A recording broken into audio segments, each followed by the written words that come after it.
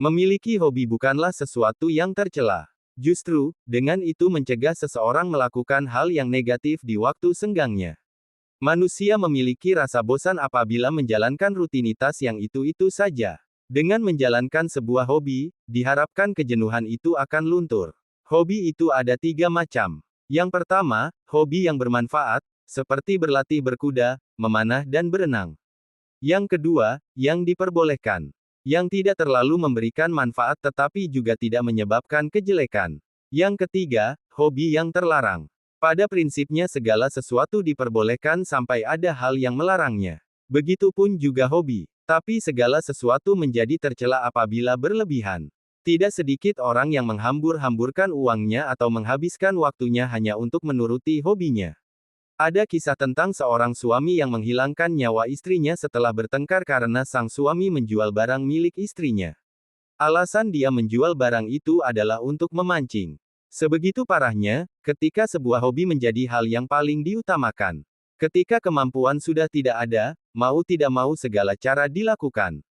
Sampai yang melanggar hukum sekalipun. Di dunia maya pun fenomena ini terjadi.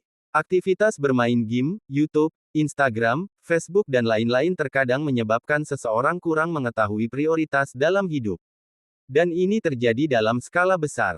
Sungguh memprihatinkan. Bahkan ada berita beberapa tahun yang lalu yang intinya hanya demi Facebook ada yang lalai ketika mengasuh anaknya, sehingga jatuh dari rumah susun dan meninggal dunia. Andaikan seseorang menyadari betapa berharga usianya, niscaya dia tidak berani menyia-nyiakan waktu barang sedetik pun. Andaikan seseorang menyadari bahwa di belahan dunia lain, entah di samping rumahnya, atau di dalam rumahnya, betapa berat mengumpulkan serupiah demi serupiah, betapa berat untuk mendapatkan makanan sekedar untuk mengganjal perut, niscaya dia tidak akan menghambur-hamburkan uangnya untuk sesuatu yang tidak bermanfaat. Walaupun begitu, kita tetap boleh memanfaatkannya untuk bersenang-senang, tapi dengan prinsip keadilan. Jangan sampai yang seharusnya menjadi kebutuhan tersier menjadi kebutuhan primer. Kebutuhan yang dimaksud bukan hanya kebutuhan dalam bentuk materi, tapi juga kebutuhan dalam bentuk yang lain, seperti kebutuhan dalam memanfaatkan waktu dan kebutuhan rohani. Kalau kita seperti itu, berarti kebodohan telah merasuk ke jiwa kita. Ketidakdewasaan pikiran telah membelenggu kita.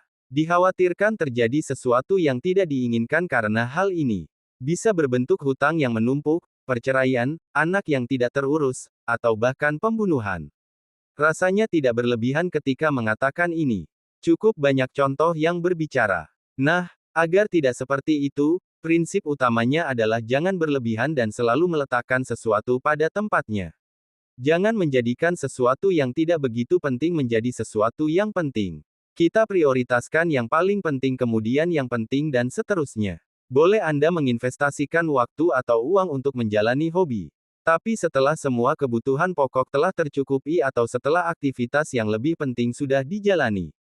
Semoga kita mendapatkan yang terbaik.